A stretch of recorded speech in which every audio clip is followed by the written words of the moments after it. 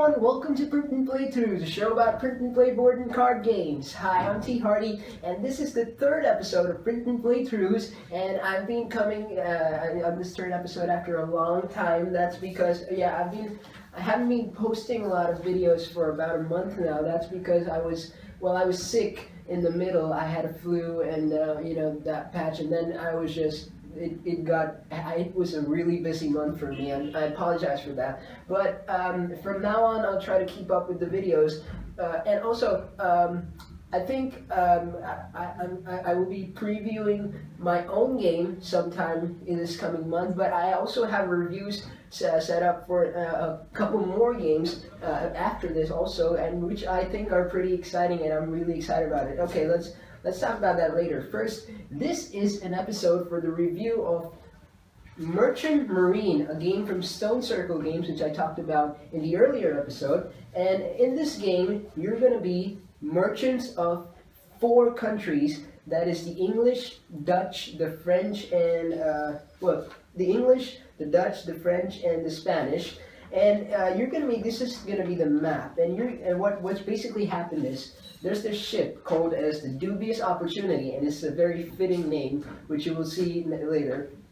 So what's happened is you're waiting at your ports for their precious cargo to arrive from the ship, and this ship is carrying cargo of all these 4 countries, and you're just waiting for your ports and for your share of cargo to arrive. But what happens is right when it gets into the middle of the ports, the ship there's a shipwreck, and the ship drowns, and all the cargo starts floating on the sea. So now what you have to do is get that cargo and be completely, and shoot everyone in your way, and you have to be the person with the more cargo, and you have to get as much cargo as you can to your shore, and deliver it to the port. And whoever comes in your way or getting your cargo, you have to shoot him. And when you shoot him, you get his cargo. And it's really a competitive, tug of war style game where you really,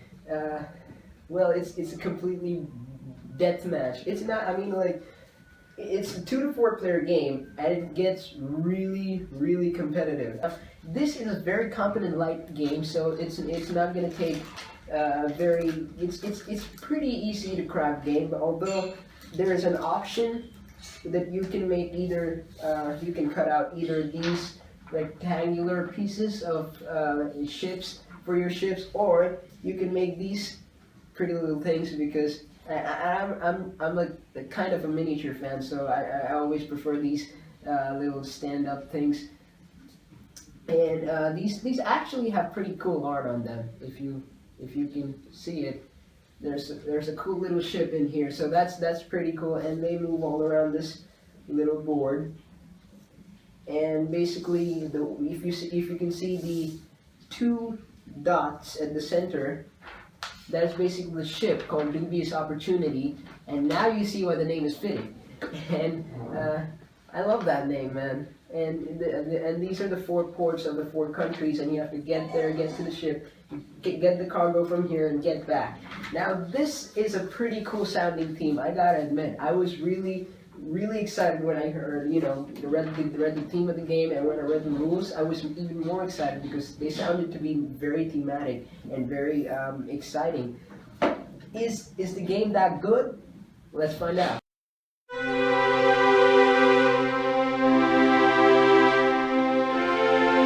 Gentlemen, stand here at the ports of the countries England, France, Dutch, I think, and Spain for the shipment of cargo that we have ordered from the ship Dubious Opportunity. Alright, I see the ship. The ship is right there, it's approaching. And I see, wait a second, I don't see the ship. Okay, I see the ship, and it's approaching. And okay, there's been a shipwreck at the center. And I think all the cargo is now just floating underwater. I believe we should behave as sophisticated individuals and just collect all the cargo that we ordered and rescue only that much amount of cargo. So by that proportions, we only get the cargo that we ordered for, and we don't get any. No, all my cargo. Everyone, get all the cargo. Get every single piece of cargo. I do not want any country to do any other. Hey, let that cargo down. Get the cargo. Unleash the cannons upon that person who's taking your cargo.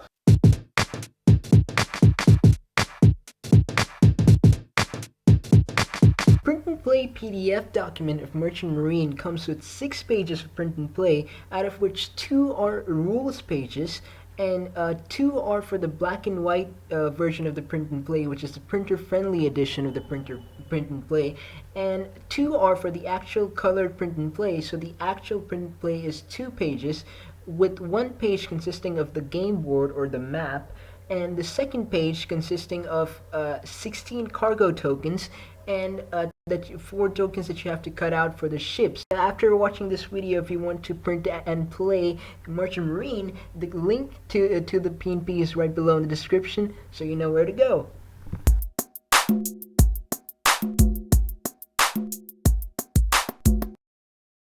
Alright, now this game, Merchant Marine, can be played with 2 to 4 players, but I'm going to show you how it's played with 4 players. It's actually the same way you play with 2 and 3 players, but you know, basically as many number of players, as many number of ships there are on the board, and as many number of characters or countries that participate in the well, whatever they do here, and then if you're playing a 2-player game, the board will look something like this. So I mean, you get it, it's pretty straightforward.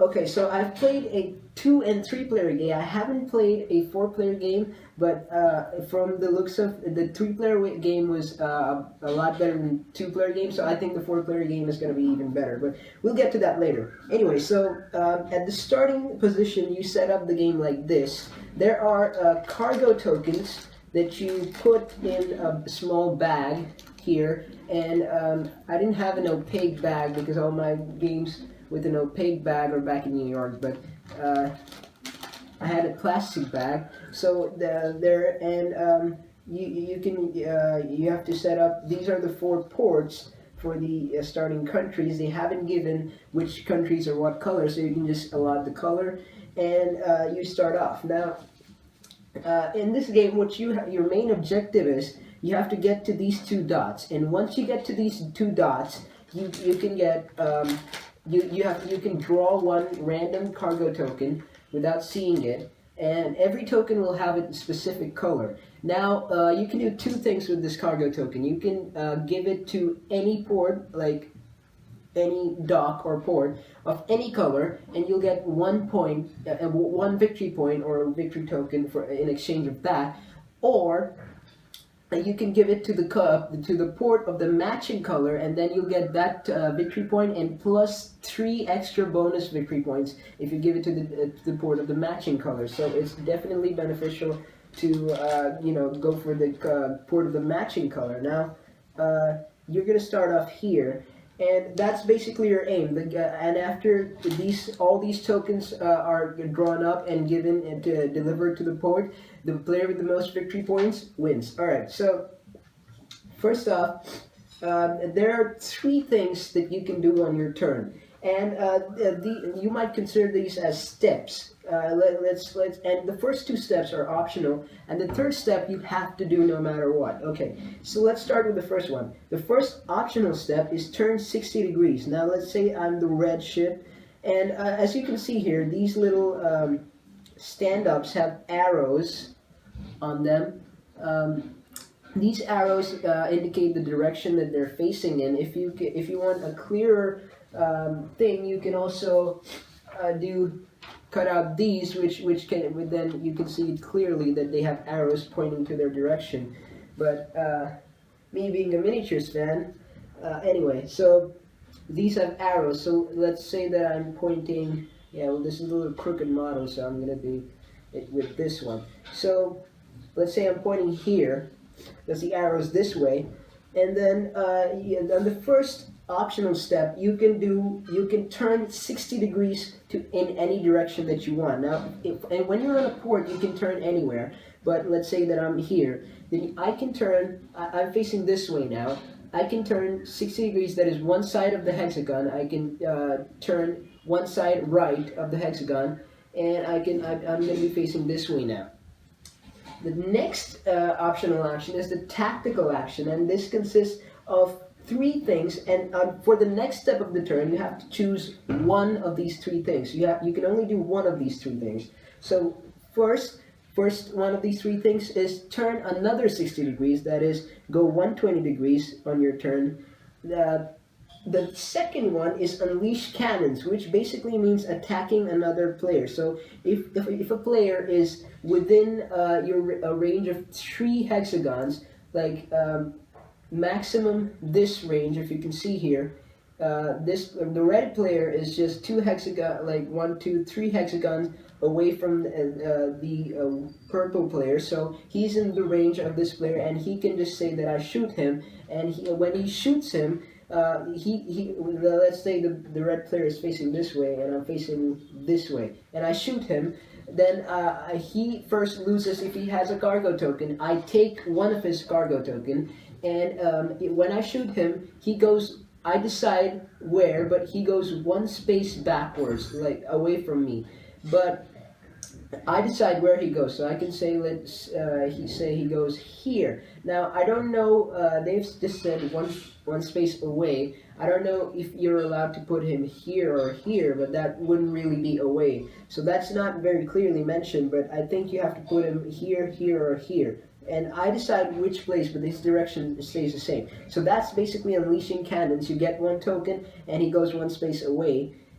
And the third thing in the second step that you can do is, you just have to choose one of those 3 things, is unsurf sails, and which basically means that you can go 1 extra space on your turn than your speed. Now your speed, I'll be telling you, well, I'll just tell you right now. Your speed is basically, if you're carrying no cargo on your boat, you can go 3 spaces, 3 hexagonal tiles, 3 hexagonal spaces per turn. That's your normal speed. The moment you start carrying 1 cargo, the moment you have 1 cargo on your, you carry your cargo, then the speed reduces to as per as many number of cargo tokens that you have. So let's say that I go to this tile and I go here, and I get this yellow cargo. Now for the next turn, I can only go 2 spaces because my normal speed is 3. And I have this token, so I can only go 2 spaces. But if I unsurf sails, that is increase my speed, I can go 3 now instead of 2. If I have no cargo and I unsurf sails, then I can go 4. And of course, the speed reduces only to a minimum of 1. So even if you have like 3 or 4, your still speed is going to be 1. So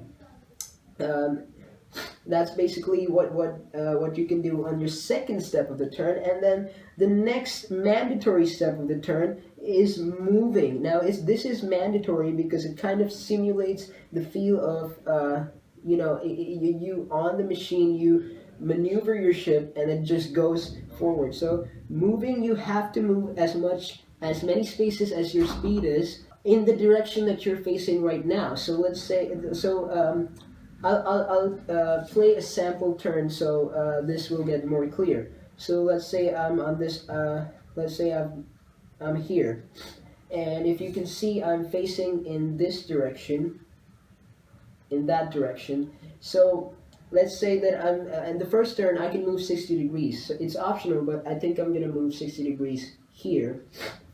In the next turn, I can do one of the 3 things: turn another 60 degrees, unleash cannons, attack another player, but nobody's in my range right now, and unsurf sails, that is increase my speed. So I think I'm going to unsurf sails because I want to increase my speed. So I'm going to go, that right now I don't have any cargo token, so my speed is not going to reduce. So I'm going to go, and then so my normal speed will be 3, but because I unsurf sails, I'm going to go 1, 2, 3, 4 spaces. And then the next mandatory, I'm going to go 4 spaces, and the third step is moving, so basically I have to go there. So that's basically what players do in a turn, and it can be it can sometimes be a bit difficult to, or a bit confusing rather, to memorize this. But once you get the game going, the players have no difficulty in following,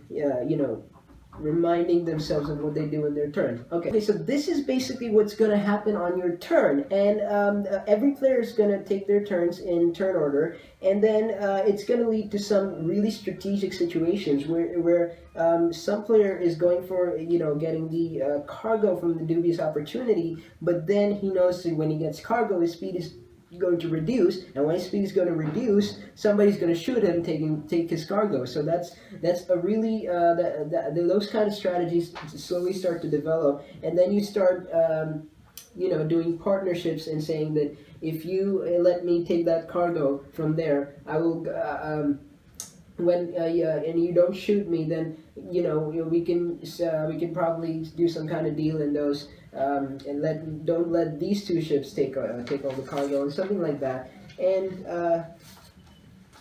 well, this is majorly what happens in the game. Now there are also some detailed rules, like bumping is when you bump into another object. This can be a ship. So the third turn is mandatory, and you have to go as many spaces as your speed is. Or if you unsearch sails, that means increase your speed one space more. Then what you do is say if I'm going 4 spaces and I collide with this ship, I stay here. Well, which is kind of it doesn't need to be told, but I just stay here. Where if you're in the harbor, nobody can shoot you, unleash cannons on you, that is, or nobody can bump into you. I think, yeah, nobody can bump into you. And if he bumps into you, he arrives at the port. You can 2 ships can be at the port at the same time. And selling cargo is basically at the end of the game. When you're at a port, what's going to happen is, okay, for this, you're going to need loads of tokens to denote your victory points, unless you keep track by pen and paper or something. But I use these coup tokens for these because they are plenty in the game. So let's say that I have my yellow cargo and a green cargo on my ship. Okay, that's not very useful to me right now. I'm gonna take red cargo and green cargo. So let's say that I reach the port here. Now I want to exchange all of my cargoes here. So what's gonna happen is, as I told you before, the green cargo I'm gonna trade in for 1 victory point, and that's just gonna be set aside, all the cargoes that are exchanged. And for the red cargo, I'm gonna get 1 and 3 extra points, and I'm gonna be storing these points. And at the end of the games, whosoever has more number of these wins the game.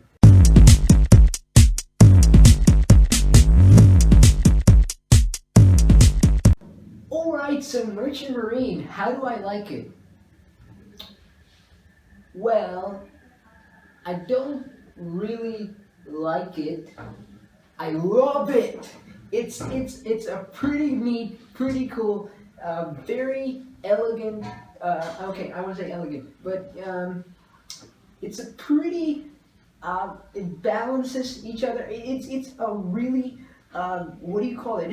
This is a game that if anyone, I wouldn't tell anyone to play. If anyone tells me to play it, I will be the first one to say yes, we're gonna play this tonight, because this is super. It induces a lot of thinking. First of all, there's strategy. There is a lot of competitiveness going on. There is loads of take that element, and if you're especially when you're playing a 4-player game, there is a lot of interaction going on, and because the map is not that big, it's just this much, and when you're playing a 4-player game, everyone is at a point almost in range of everyone. So basically, you have to beware of everywhere you go, and that is one thing that I love. It keeps the players focused in the game.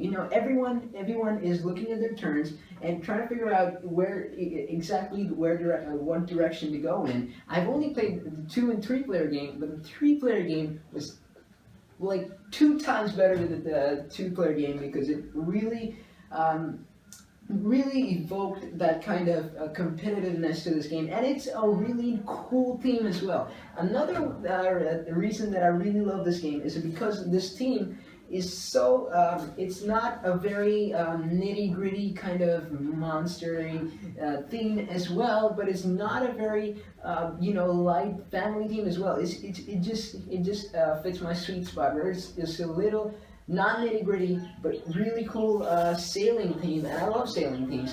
And it's a ship game, and of course, I would love to see a bigger board though, because I mean, sometimes the game can get really fiddly, and I mean, well, when you're playing a three-player game, I don't know, it might be because of the miniatures, but we don't usually game at this table because this is very small. We game at a larger table, and sometimes it's hard to figure out from that angle which direction your boat is in, and if you're in range of that player. So it happened more than once in our games that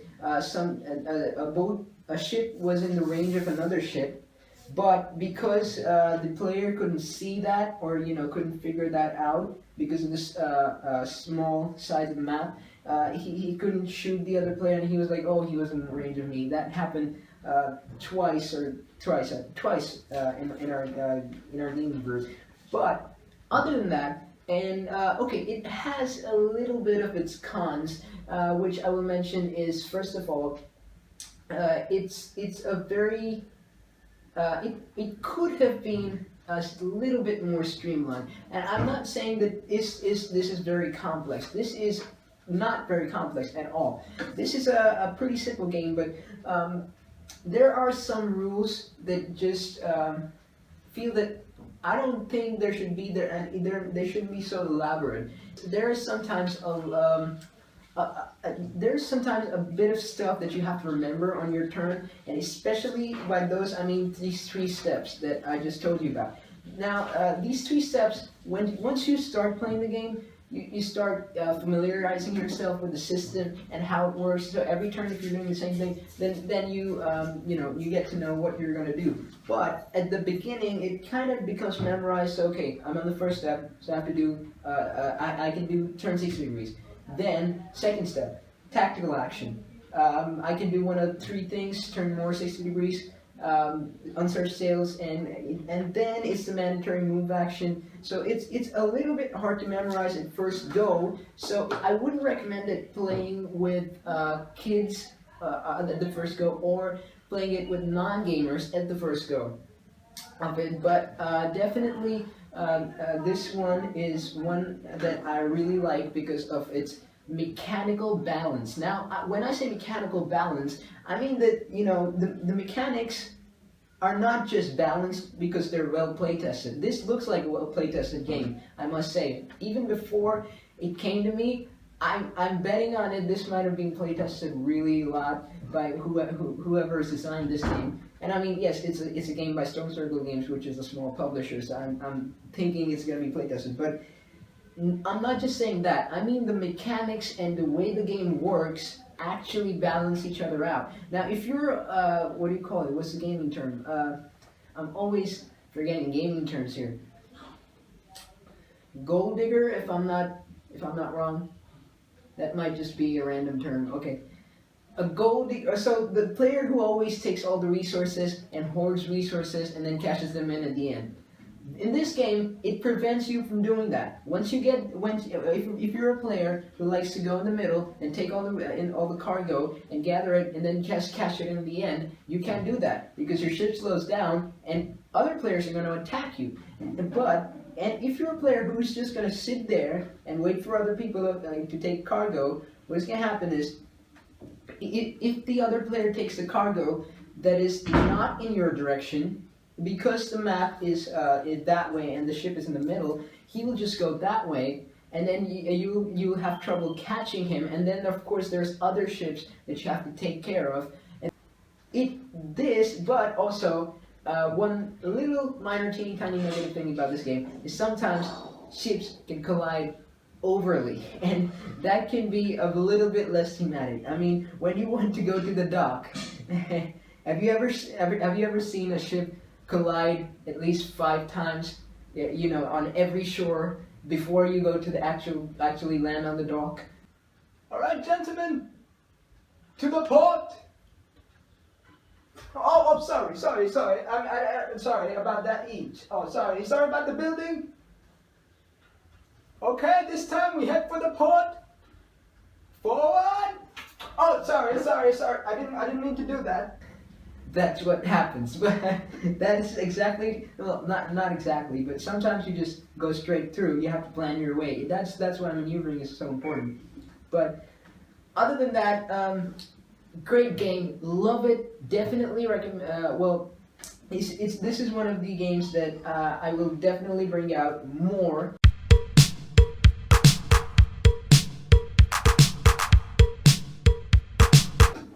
Merchant Marine from Stone Circle Games is a pretty cool, well-balanced, a cool themed, an overall smooth-flowing game that you're gonna enjoy, and at your first experience, definitely if you're the type of audience that it appeals to. And there's a lot of take that going on, and the competitiveness really brings out to think a lot about what's going to happen in your turn. And because of that, I was confused whether to give it a 7 or 8, and I was thinking so hard between those two figures that I figured I would give it a 7.5. Well, I think that's my that's my point for the game, where I say 7.5. If it would have been a bigger map and probably a little bit more streamlined, I would have given it an 8. But it's definitely a 7.5 for me, and it's going to appeal to a specific bunch of people, and it's going to appeal a lot to them. So Merchant Marine, sorry, not Pedal Beach, Merchant Marine, my rating is 7.5.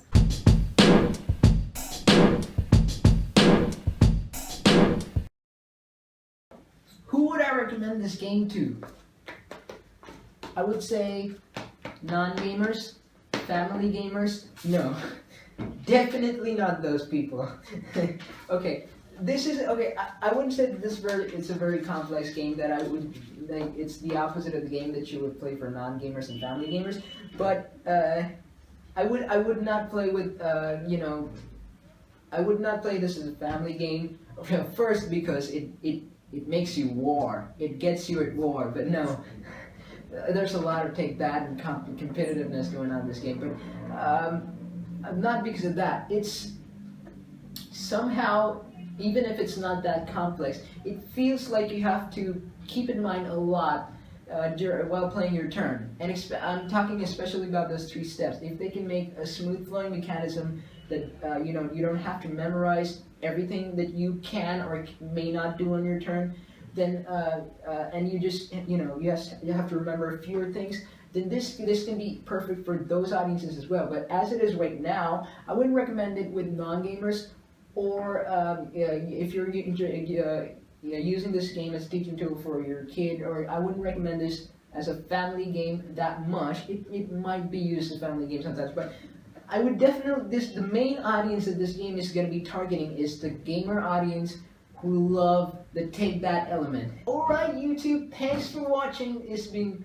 a really good, I hope you've enjoyed it, and I really hope that you'll subscribe to the channel and look forward to the next reviews and episodes that are coming up. I promise now, I really do, that I hope that I can be able to put up reviews as frequently as I can.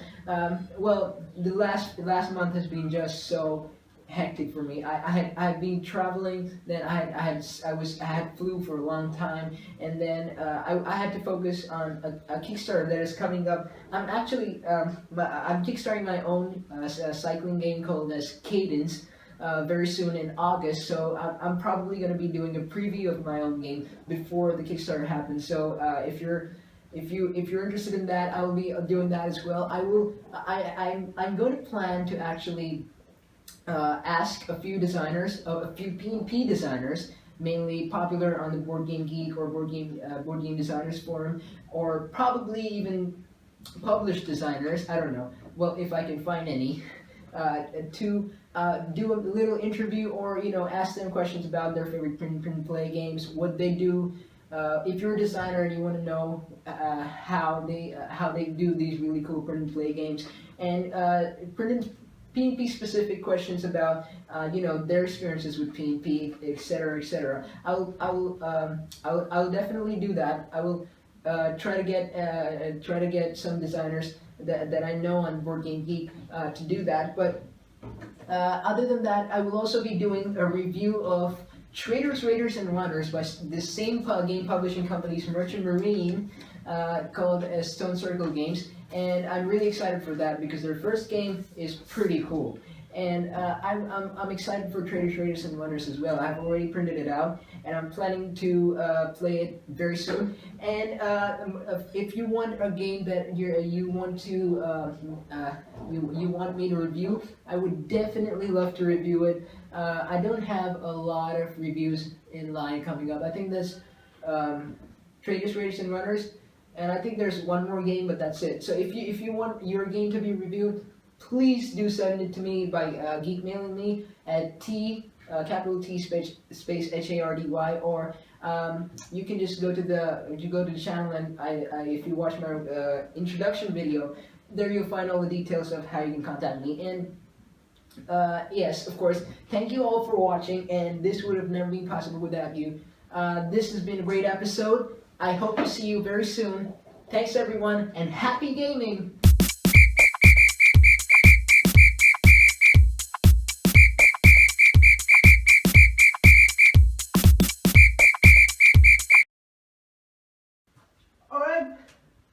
Alright, this time we head straight to the port.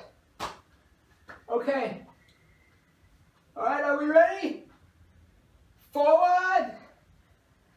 Forward! Sorry, man. I know this is the 29th time this has happened.